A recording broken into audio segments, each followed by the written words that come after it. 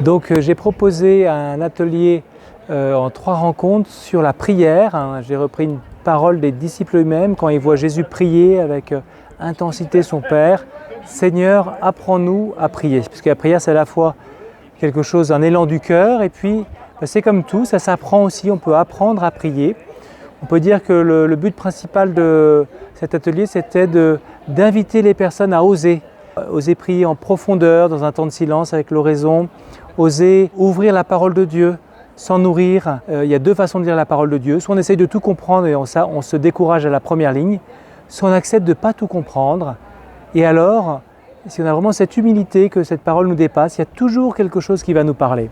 Donc le résumé un peu des 3 rencontres, celle sur l'oraison, la prière silencieuse, celle sur le chapelet, celle sur le fait de prier avec la Bible, quelque part le point commun c'est vraiment se simplifier. Poser cet acte de foi que Dieu est là, qu'il habite depuis le jour de mon baptême au plus profond de mon cœur et qu'il veut cultiver ce lien personnel avec moi. Oser prier en simplicité, même si je pars dans ma tête un peu partout, mais je reviens tranquillement à Dieu. Oser aller plus loin dans ce chemin de la prière et qui est souvent un chemin tout simplement de simplification.